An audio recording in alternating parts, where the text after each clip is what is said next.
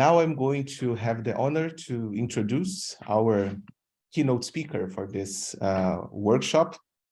And I think I could just say that he's Bill Croft.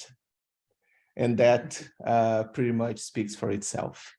But I must say that the reason why it's an honor for us to have him here is because this amazing typologist has come up with an incredible book with a very simple title called Morphosyntax, which has been changing the way we look at the work we do in constructicography.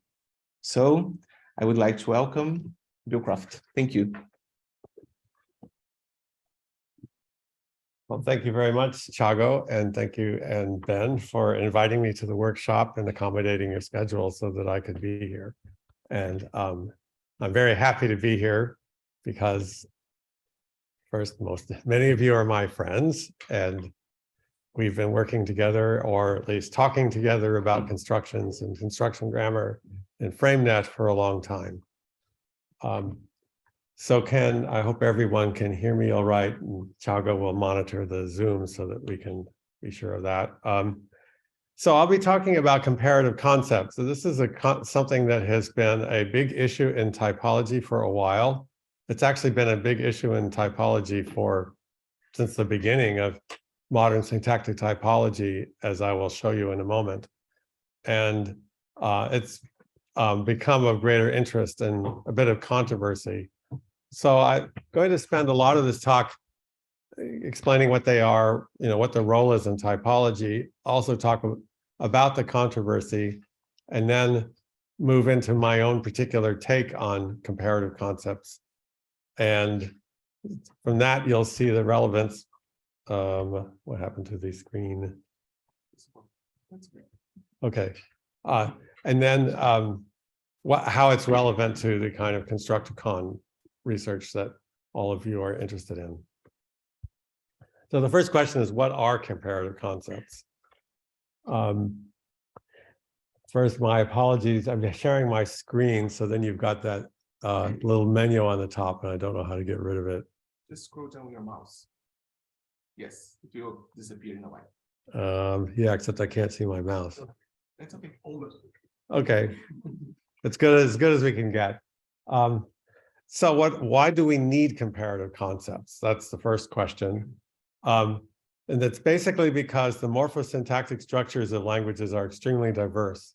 And so many of you here are working on, Brazilian Portuguese, Swedish, German, Russian, Constructicons.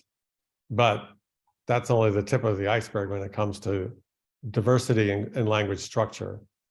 And of course, that's what typologists work on. So these structures of these languages are extremely diverse, even though they're all, regular human languages. So they all communicate a full range of meanings. And this is going to be important shortly.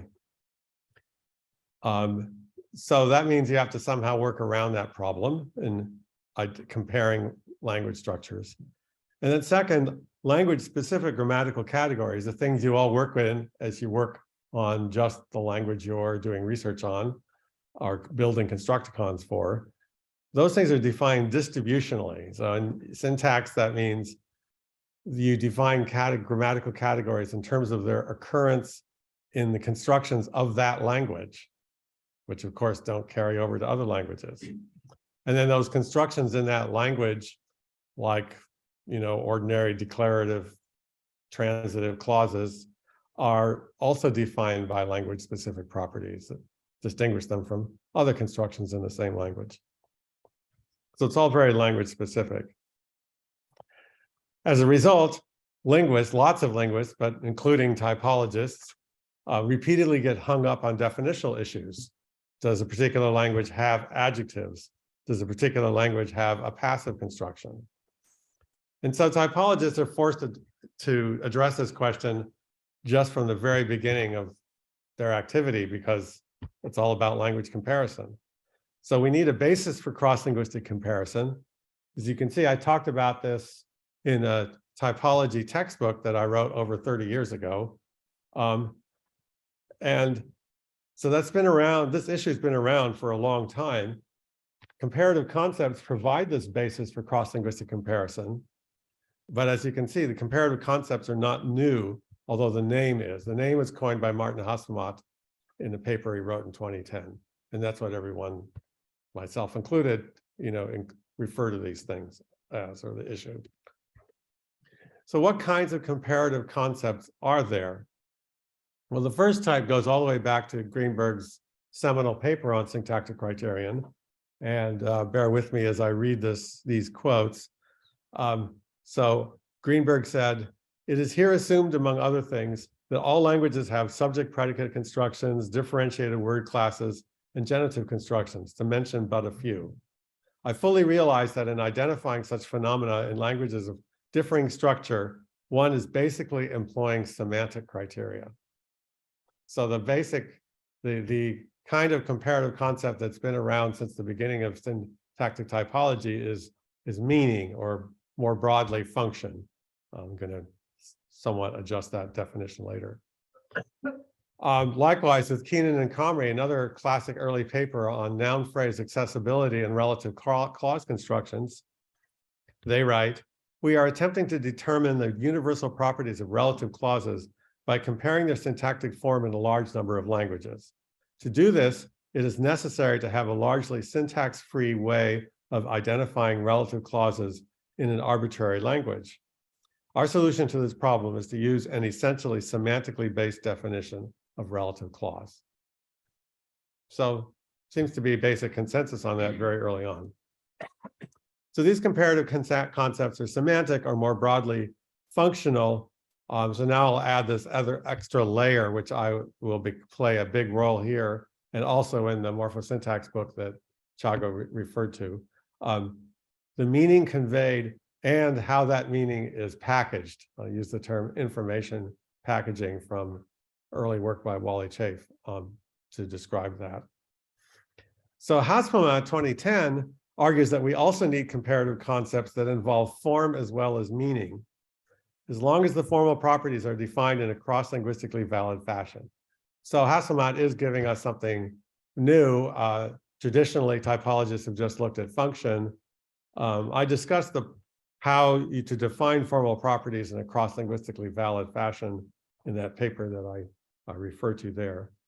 So I think of these as hybrid comparative concepts. That's what I've called them, because the definition involves both form and meaning. And of course, then it gets more interesting to figure out how to define these. So basically, I have two different types of hybrid comparative concepts. So these are concepts that describe both form and meaning. And I call them constructions and strategies, which roughly corresponds to how typologists use these terms. The term construction, a little trickier, and I'll get to that in another slide.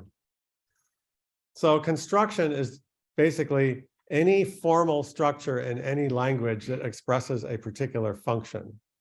So in the example on the screen, the function is predicating an object's concept. So categorizing someone, in this case, someone as being the best dancer. And so you've got English and Russian. In both cases, the sentences are predicating this object concept.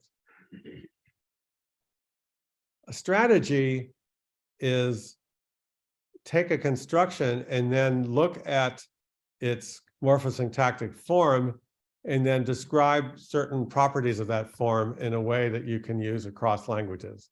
So it's not dependent on particularities of English or Russian in this example. So English has an inflected copula, and you can define an inflected copula in a cross-linguistically valid way. It's basically an extra morpheme used to encode predication that inflects for the same categories as the action predication in the language, or what other people call verbs. Okay, so that's the English strategy. Now we look at Russian, and Russia has 0 copula and 0 inflection. So the word tansor, dancer, there's no copula first in the present tense in Russian, and there's no inflection of the word tansor. From a European perspective, that might seem obvious, but there are lots of languages in the world where you would take the word that means dancer, and you would actually inflect it for subject, person, and number, and tense and aspect.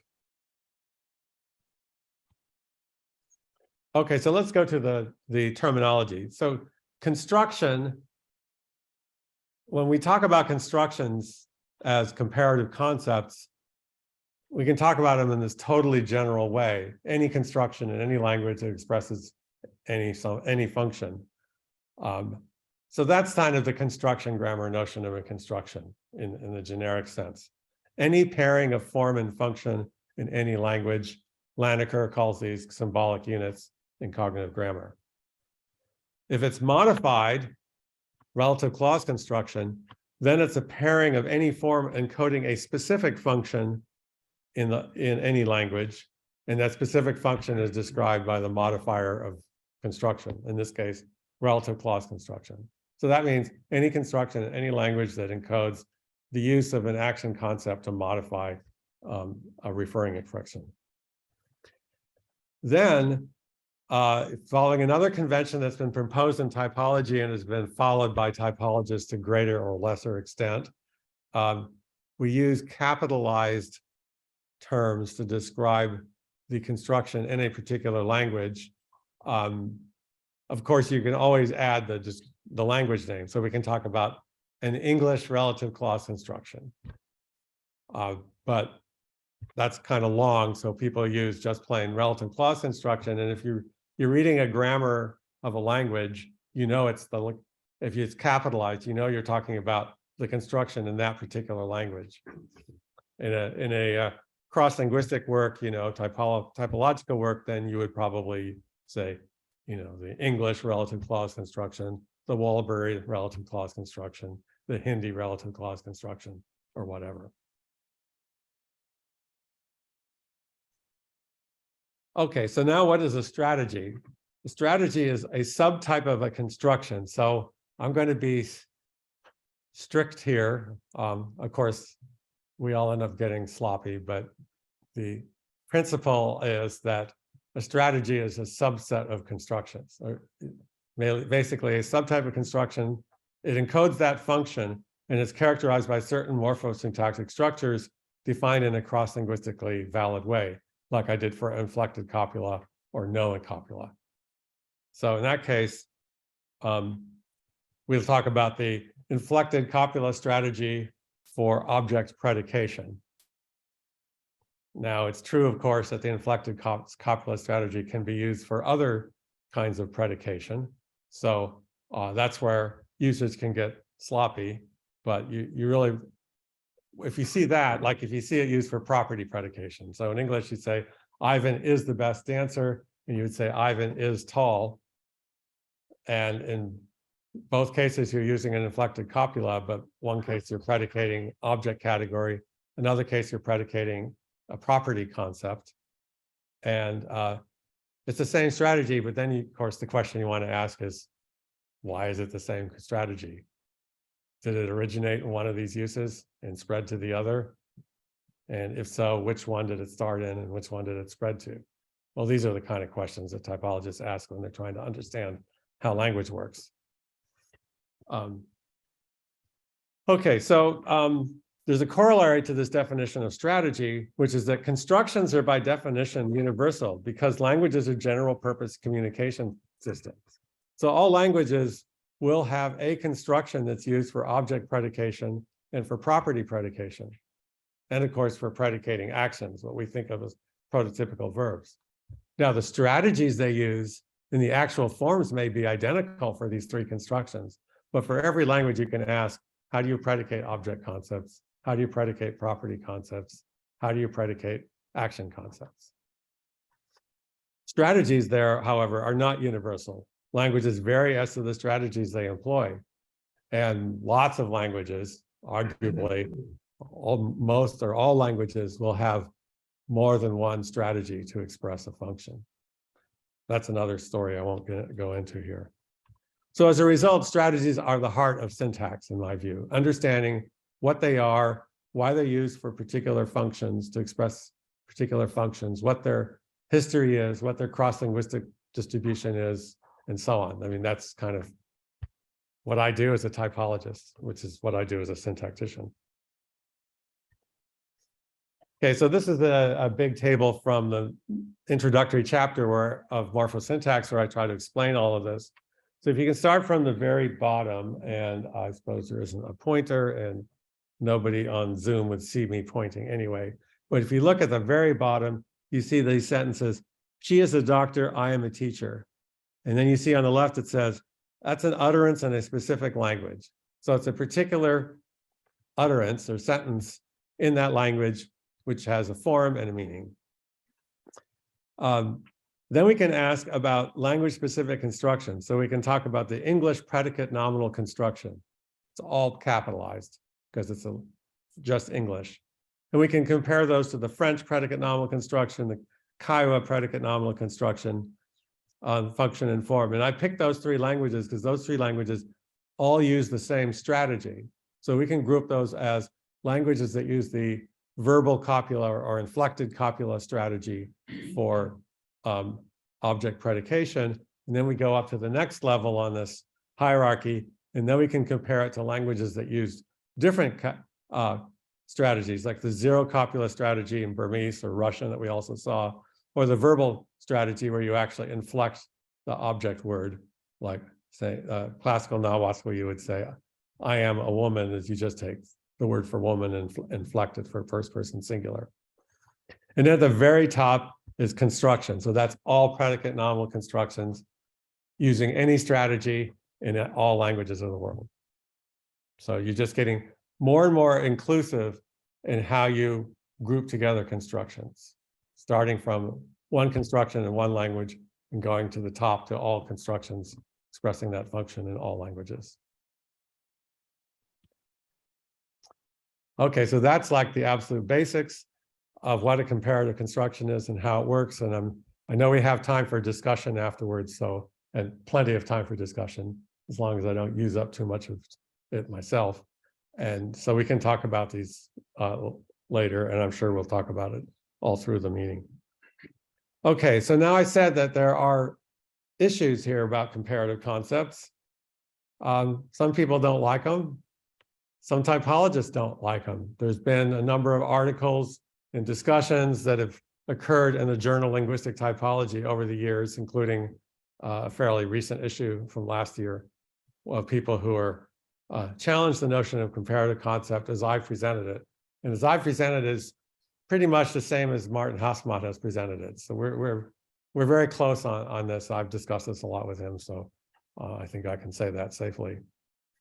So what critics don't like is the idea that comparative concepts are different in kind from language-specific categories and constructions. This is a point that Hasselmat has made a lot, and so he's gotten some pushback about that. Because then how can you say, if we're going to talk about relative clause constructions in the general comparative sense, and if English relative clauses are different in kind from relative clauses in the cross-linguistic sense, then how do they have anything to do with each other? So that's the question I want to look at here. And I could go on about this, but I will try to resist.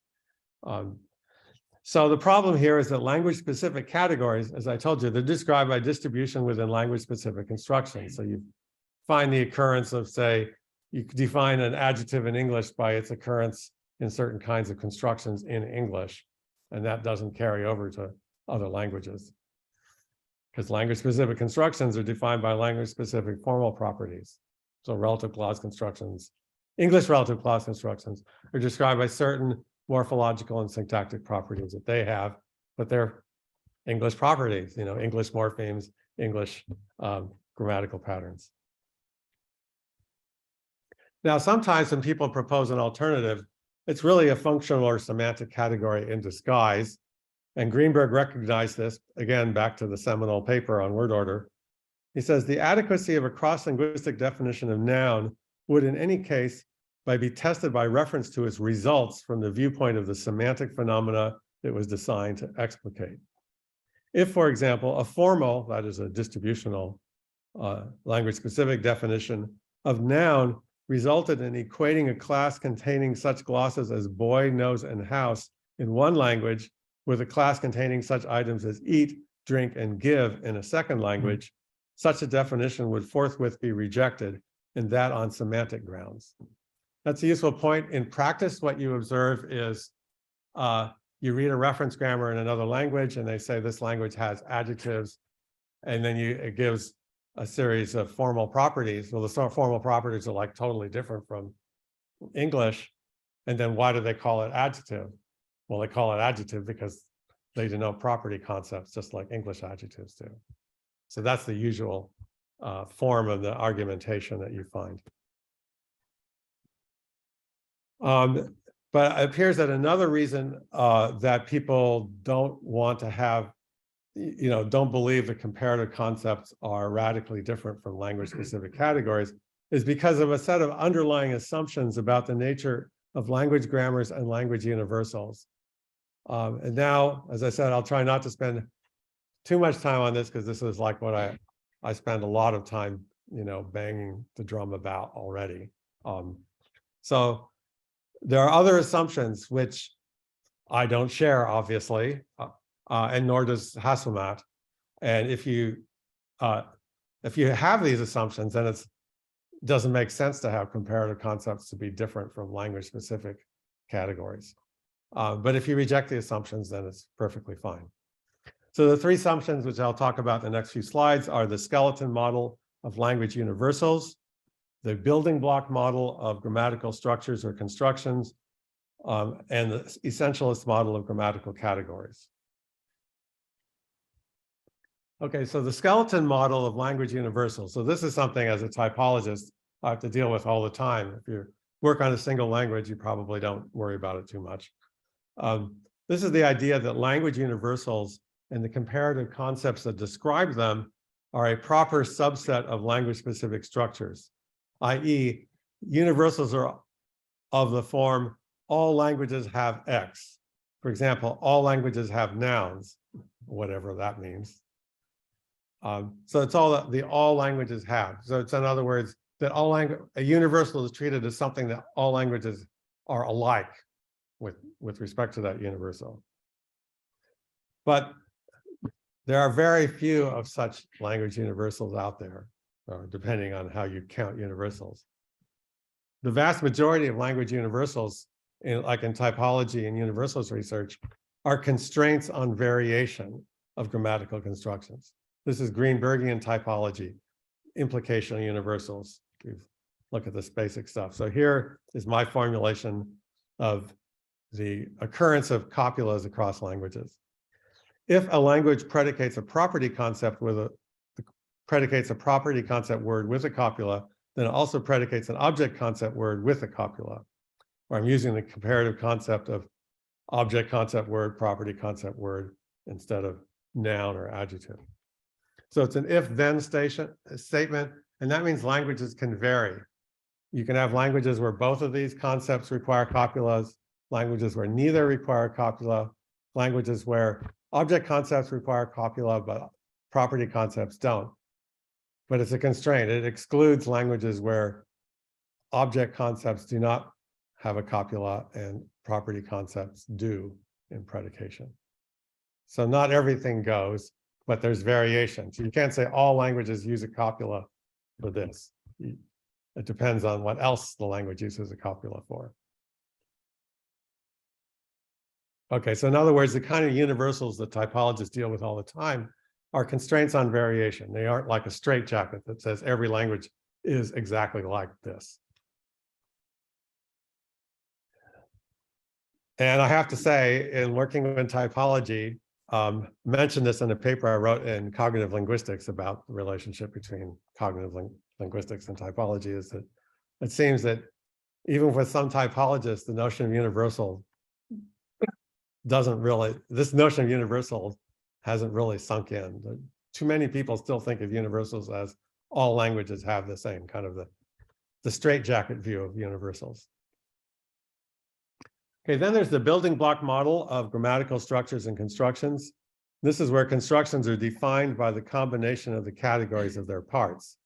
So the way you would define a relative clause is, there's a relative pronoun and there's a predicate, a verb and some argument phrases, and one of them's missing in English.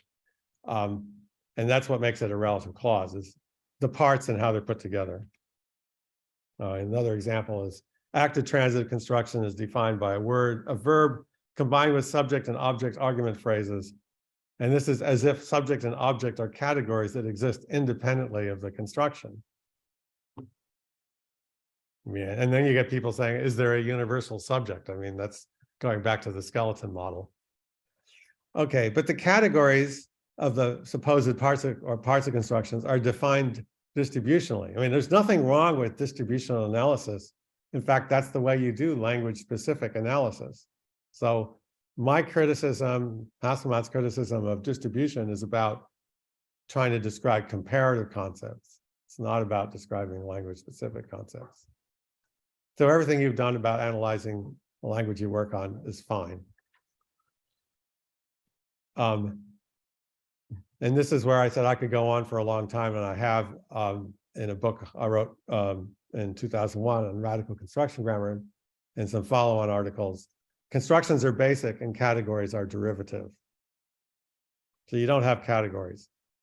And I'll come back to that later when I talk about the organization of the Constructicon. So in other words, subject and object categories are defined by the role they play in the active transitive construction. So here, again, if you want to be careful and precise about labeling, you'd want to call them the active subject and the active object, or the active transitive object. And that would make it clear that these categories are defined within that construction. Okay, this is the one you probably haven't heard much about. So the essentialist model of grammatical categories.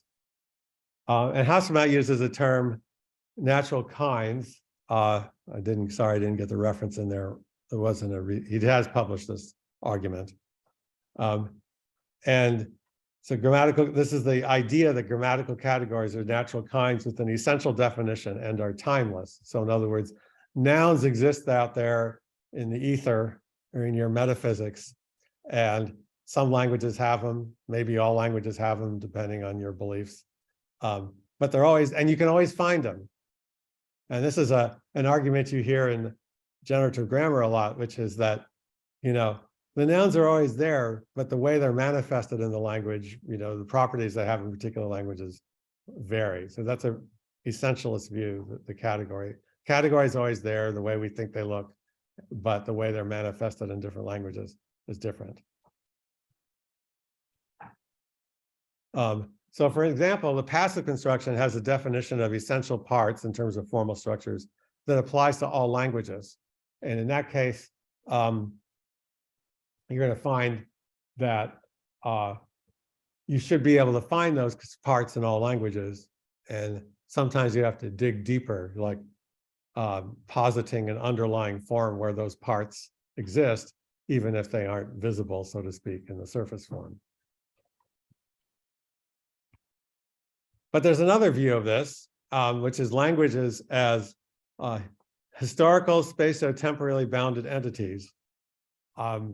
In other words, this is the notion of English as not some set of properties and rules and constructions, the rules that produce constructions, but actually a living thing that emerged, in the British Isles, or wherever it was, 7th century, and then spread around the world and may someday go extinct, though it doesn't look like it at the moment, at least not until the Chinese take over. So this is the notion of population. All these notions come out of this evolutionary framework on modeling language and language change that I wrote another book about in 2000. And it's supposed to be part of this my whole research program. And, the trouble with linguistics is it's all been fractionated into these separate disciplines. So historical linguists, I just came from a workshop in Edinburgh where 2 days ago I gave a talk about this to a bunch of historical linguists. And, we're all talking about language change. And then I come over here and I'm talking, or at least giving you a hint at the same idea in an audience of people working on construction grammar. And the reality is, it's all the same thing. It's all about language. And especially if you think of language as a living dynamic entity, then all the structure stuff has to be put in that context. Just as all the people who work on language change have to in my opinion, let go of this notion of synchronic structure as this rigid, fixed thing that suddenly changes every now and then. Sorry, I'm getting worked up about this. So for example, the English passive, I mean, this is going to be really pretty radical, even to those of you working on particular languages, unless you also work on their history, which is that the English passive is really a population of actually occurring passive constructions as used by English speakers, across the generations. And what holds them all in common is that they're replications of use. So I use a passive construction, and I'm using this basically because I've been exposed to prior uses of passive constructions in both when I learned English as a child and as I've used English as an adult. So a very historical view of what the English passive construction is. And of course, it's changed over time. Okay, so let's come back to now let's return to comparative concepts. So comparative concepts are natural kinds. When we want to come up with what I call, definitions in terms of meaning or function, definitions in terms of what I call cross-linguistically valid criteria for describing language form, then it is ahistorical. It's outside the history of particular languages. As scientists, we do identify essential properties of language structure and meaning.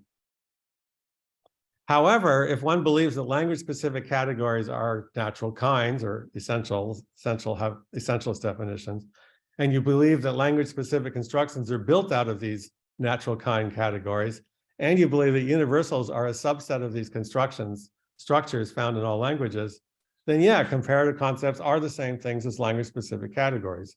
So when you say something like all languages have nouns and verbs, and this is a verb in my language, the language I'm studying, then if you take this essentialist view and a building block view of categories and the skeleton view of universal grammar, then yeah, they are going to be the same. And my belief is that some of the people, at least, who are pushing back against this notion of comparative concepts versus language-specific categories are pushing back from the perspective of these other beliefs about the nature of language and language structure. And so, yeah, from their point of view, that it doesn't make sense. But if you abandon those assumptions, then it does make sense. You can separate what's going on in particular languages and what's going on in universal grammar, the concepts, the comparative concepts that we use. So then that point of view, then they are qualitatively different entities. Another point I probably shouldn't spend too much time on because I see time is flying.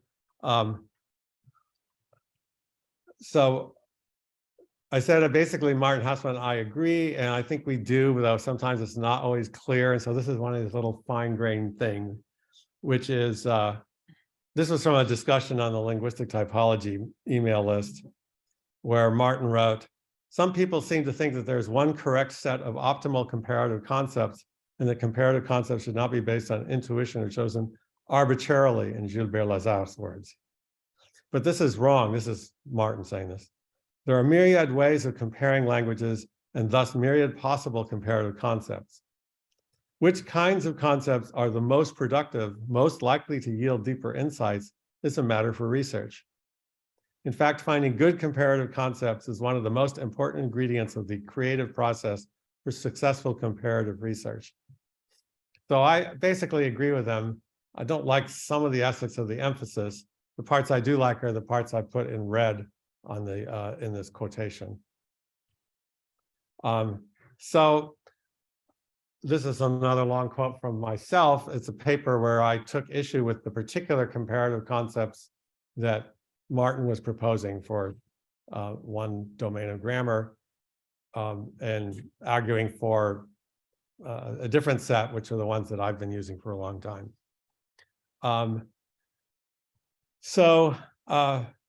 I go on and say, I summarize Hausmann's arguments, and then I offer arguments why the theoretical constructs I originally proposed are more useful as comparative concepts.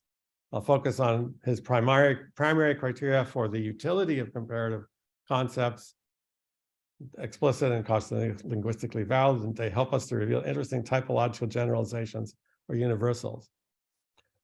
But the most important conclusion I will argue for is not a preference for one set of comparative concepts over another. It is that useful comparative concepts are not developed independently of empirical investigation, nor are they theoretically neutral. Judging the utility of comparative concepts is simultaneously judging the value of the imperial cost linguistic generalizations that they reveal and the theoretical explanations offered for those generalizations.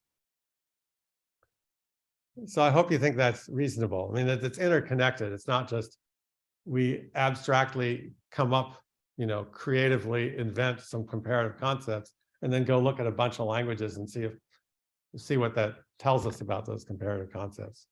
It's the other way around, really.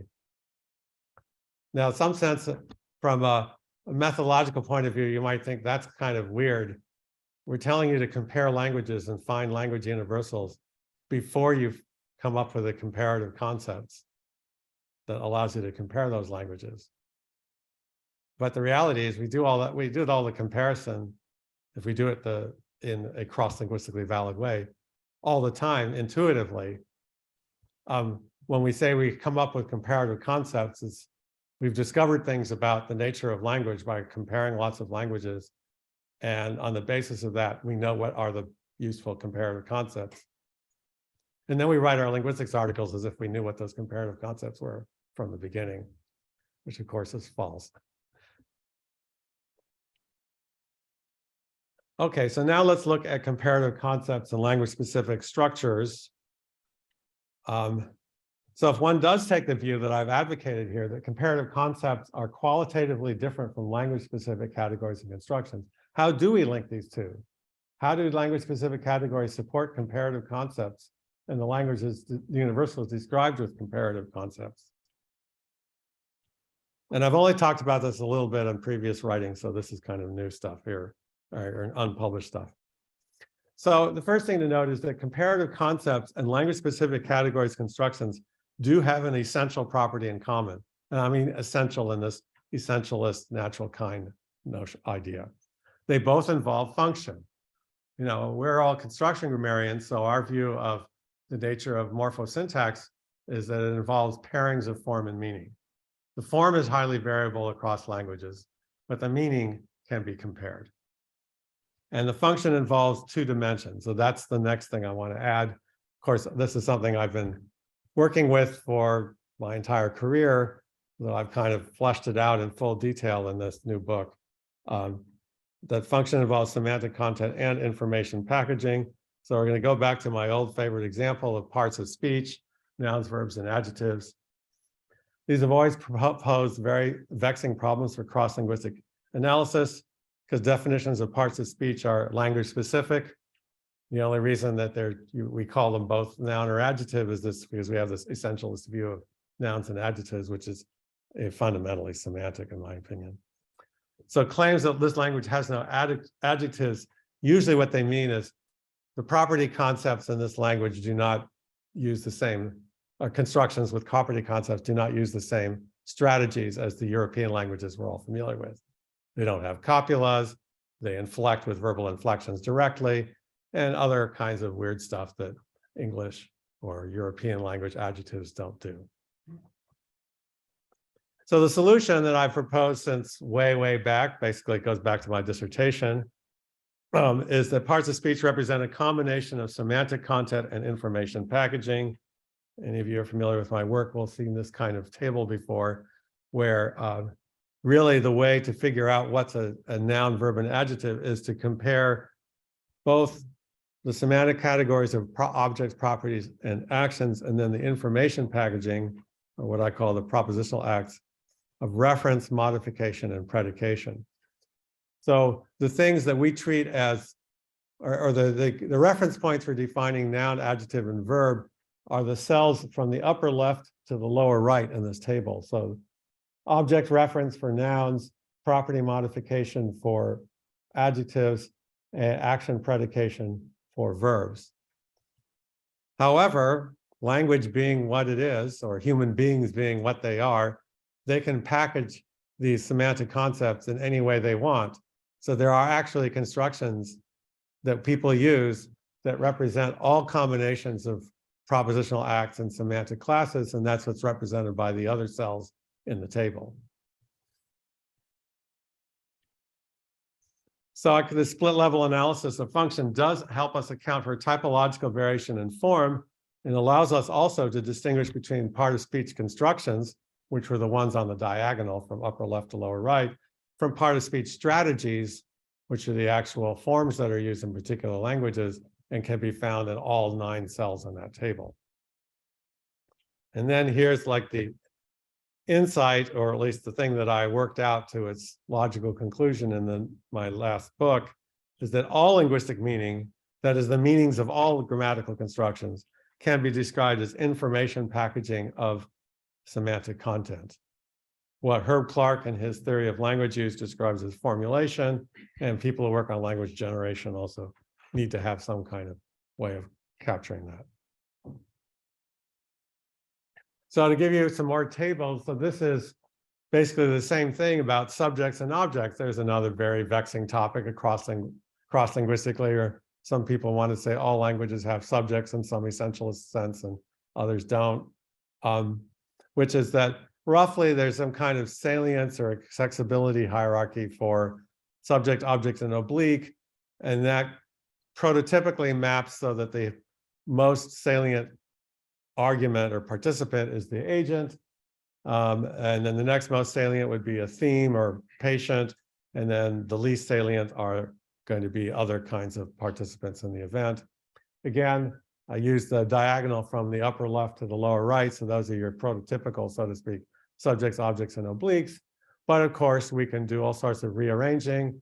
In some languages, it's done by what we think of as voice or, relation changing constructions, like passive or dative shift, and as they're called in English linguistics. And some of them aren't that common, like you don't find the one in English where an agent is encoded like an object, but if you start looking around the world's languages, then you find these unusual voice systems and other systems like inverse and Algonquian languages, where yes, the thing that is the agent is encoded by the subject under, like the object, in certain constructions, in certain forms. So you get the 2 phenomena. One is, you got the traditional definition is based on some prototypical combination, and the reality is that every concept can be packaged in every different way, and that leads to these other constructions, and then we just have to accept that that's the way people are when they talk, and that we just need to, as linguists, explore what those other constructions are and the relations between them. Another example is complex sentences. So coordination and subordination is another one that is very vexing, because the same semantic relations are encoded in either way. And in fact, as you can see, they are in all of the standard lists on the left, which is from an article by Thompson and Mann, can't remember who it was, Thompson and Longacre from back in 1985. And all of them in English, you can find them expressed as either coordination or subordination. And I've argued that that has to do with a different way of packaging the relationship between the events.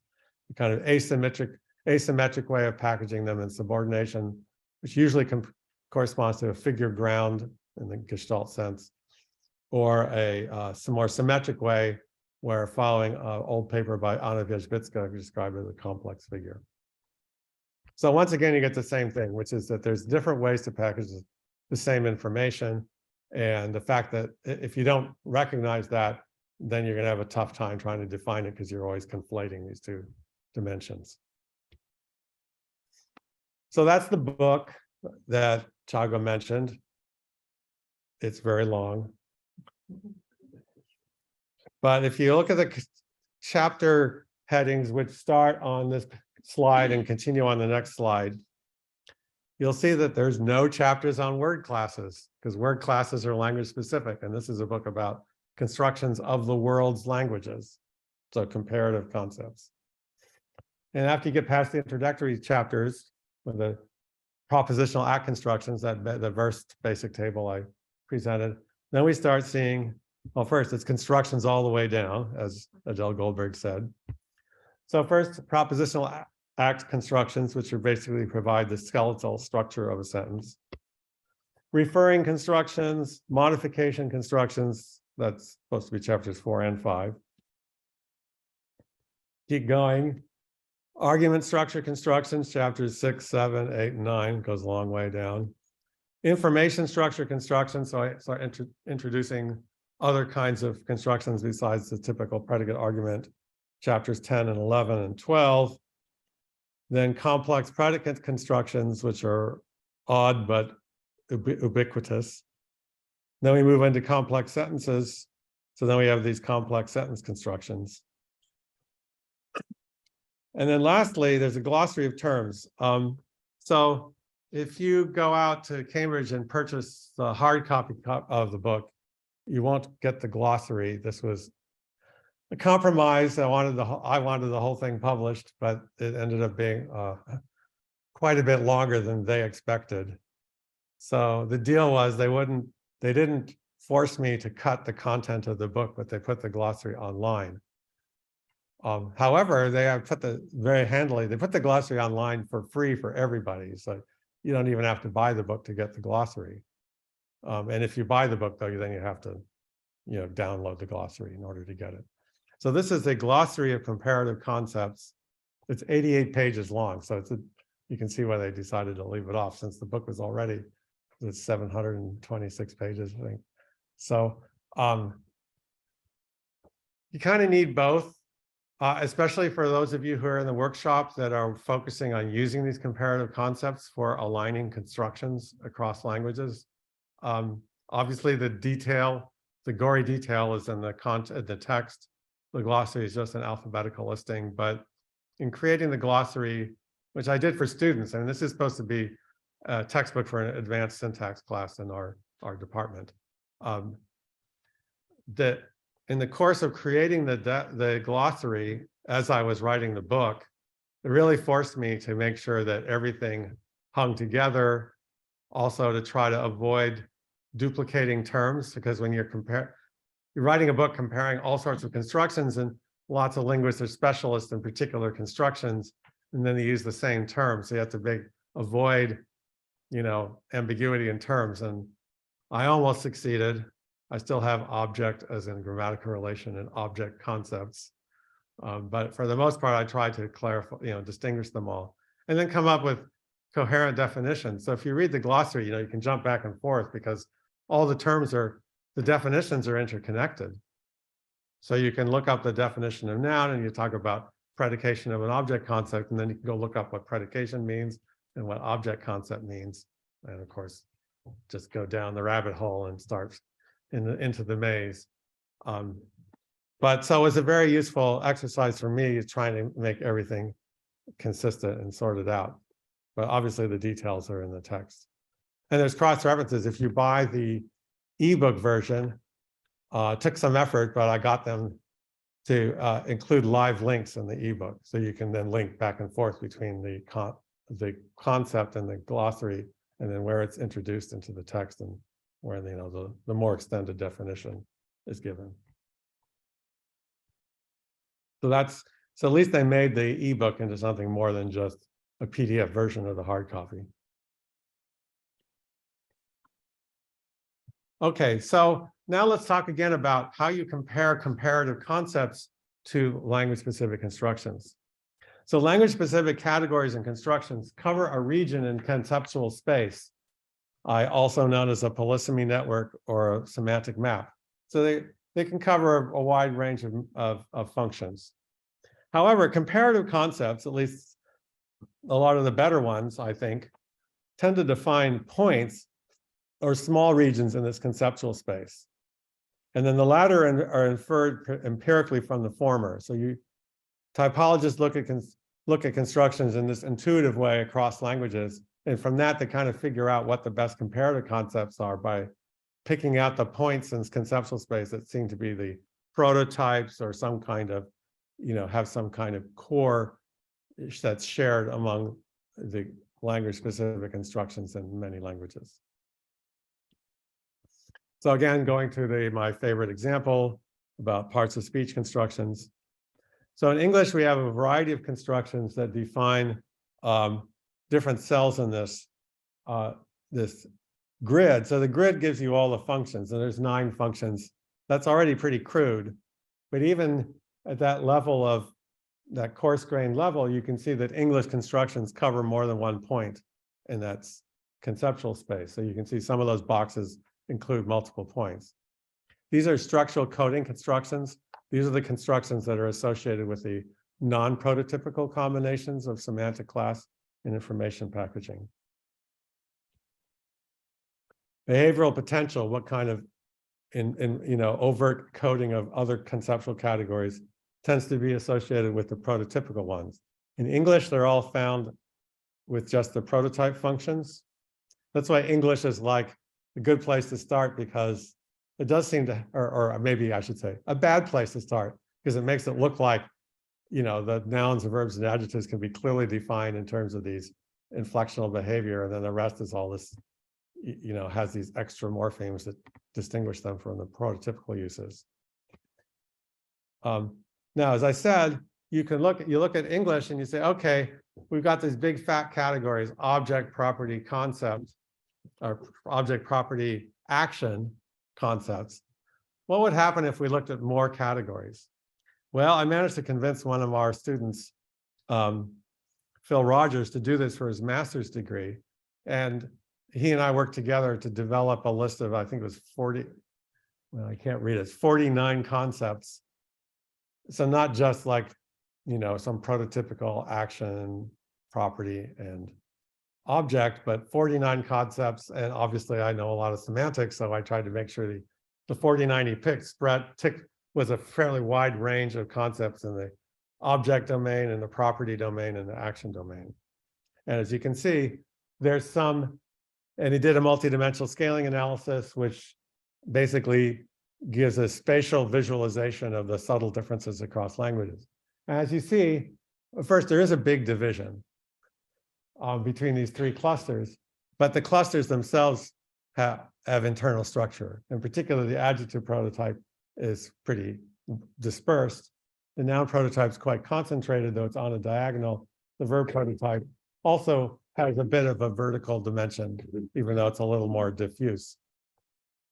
So if you get a look at them more closely, you discover that, oh, there's some common patterns that typologists and semanticists recognize. So the little cline there for the object concepts reflects the animacy hierarchy.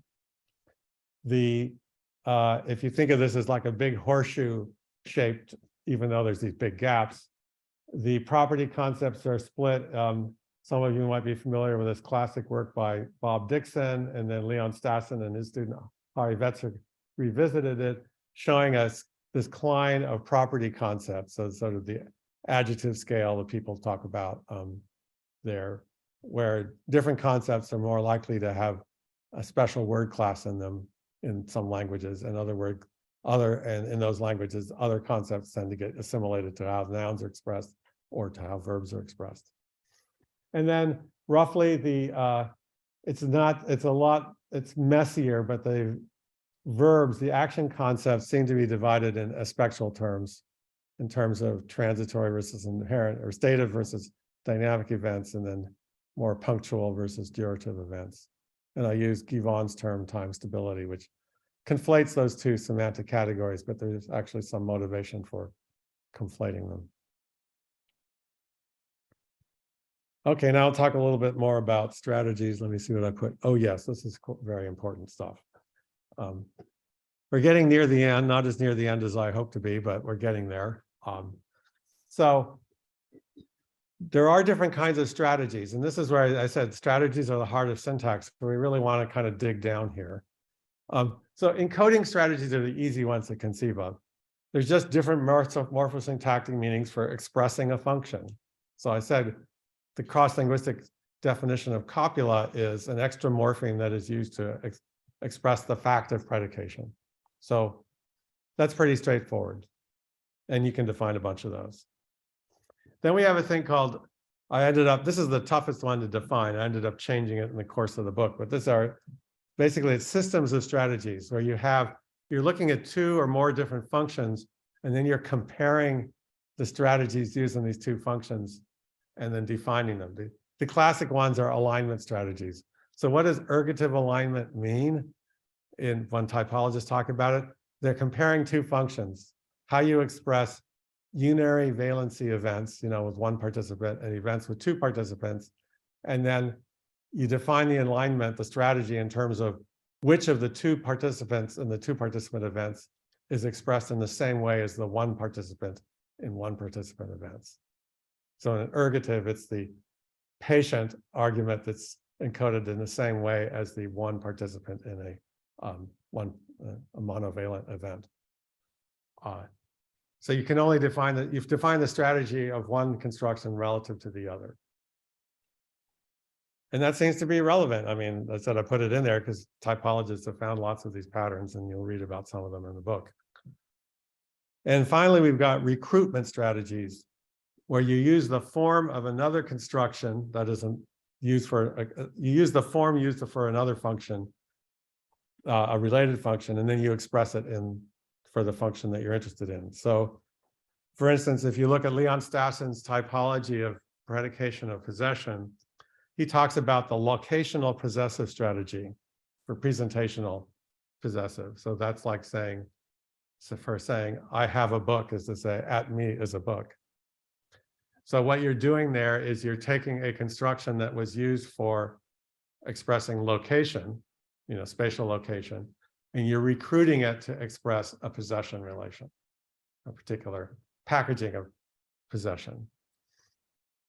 And this, I mean, again, you're kind of, here you're looking at two different constructions, but you're basically saying there's a direct historical relationship between these two constructions. I mean, it's in the past maybe, but it's there. So how do constructions evolve? So the first step is recruitment of the form of a related construction. So recruitment is the most fundamental kind of strategy, and it's found everywhere. So when you recruit a related construction, you're basically construing like the possession event as if it was some kind of metaphorical location event. And then the source and target constructions, the ones for the event you recruited the construction from and the one that you're trying to express, these two constructions will diverge. First, by adapting to the target function. So here's an example, the way you say, I have a car in French is a possessive construction. It gets recruited for expressing internal states. So the way you say I am hungry is I have hunger. Okay, that's fine. It looks very much like the source construction of possession. But then you can say in French, j'ai très faim, meaning I'm very hungry. And you can't say, I have a car. So in other words, the construction has now adapted to its new function by allowing a degree adverb, which was not possible in the source construction. So at this point, we can start saying, well, they're actually different in form, not just in function. And then the constructions may diverge, either by adapting to the target function or via grammaticalization. So I'm going to deliver the letter used to look just like I am traveling to deliver the letter, used to mean the same thing, actual physical motion, spatial motion. But then under grammaticalization, it's actually changing its form in a way that it gets reduced. I'm going to deliver the letter, or I'm going to deliver the letter, where you wouldn't be able to do that with the source function.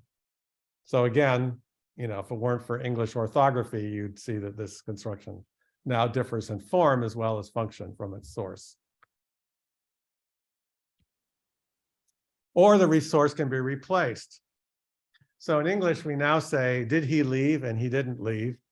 With the auxiliaries, we say, will he leave? He won't leave. Well, in the old days, like Middle English, you wouldn't require the addition of this do, the infamous do support in English historical linguistics.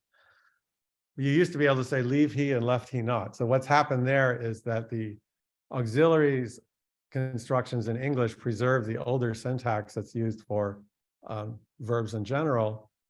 Meanwhile, the verbs in general have shift have been, that old construction has been replaced by another construction using do in questions and negation. And now, of course, they now look different than, the standard analysis of English is you've got a separate category of auxiliaries, different from main verbs.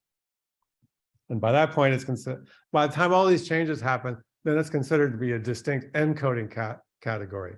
You can't see its historical connection to where it was originally recruited from. To a greater or lesser extent, you can't see it. A system of strategies is trickier. It can evolve via recruitment, adaptation, form function reanalysis, another historical process, and grammaticalization. I won't go into this example, but this is the way in which an accusative marking becomes an ergative alignment, and that's because the passive construction gets recruited for the kind of information packaging functions where the subject, the agent, is more salient. So the agent then gets reanalyzed as an ergative, and then the former passive subject becomes analyzed as an object. And in this particular language, the passive marking that was on that predicate disappears.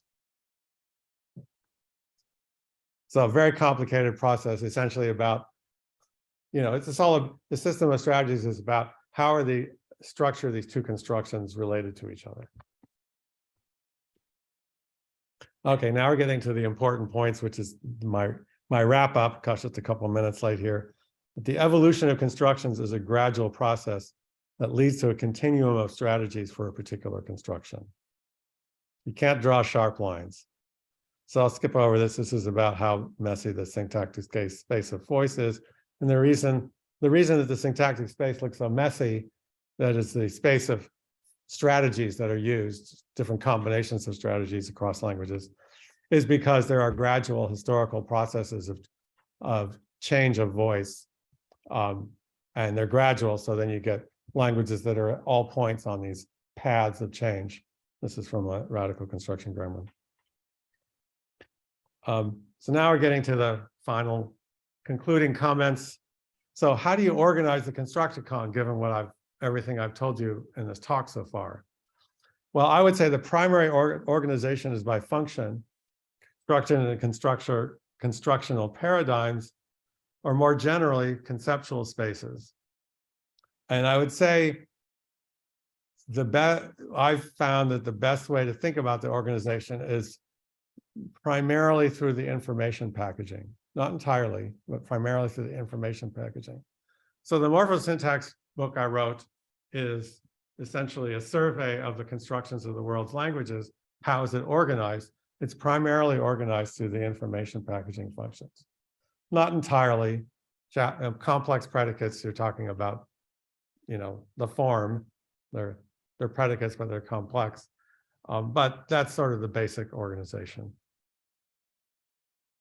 Now, the formal organization of the Constructicon is, I believe, exemplar-based, and it's in terms of the recruitment and divergence patterns in syntactic space structured by different types of strategies.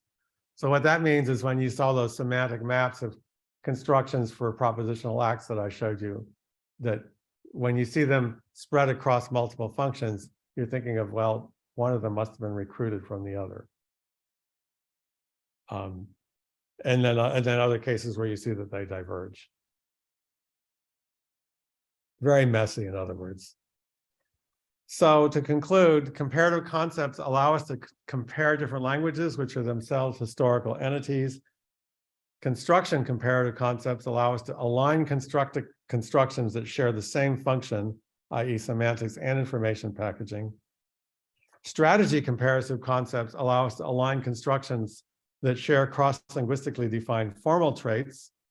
So you might want to do that. I mean, you do want to do that as well. However, thanks to recruitment strategies and competition between strategies, formal similarity and functional similarity among constructions, across languages, overlap in complex ways. So even within a language, they overlap in complex ways.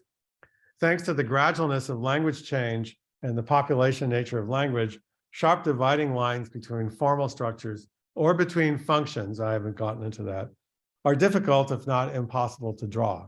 So this is a challenging task to align Constructicons. You will always inevitably be making some arbitrary choices. And again, just as Hasselmat said, we want to make useful choices, acknowledging that there are to some extent arbitrary. So thank you very much.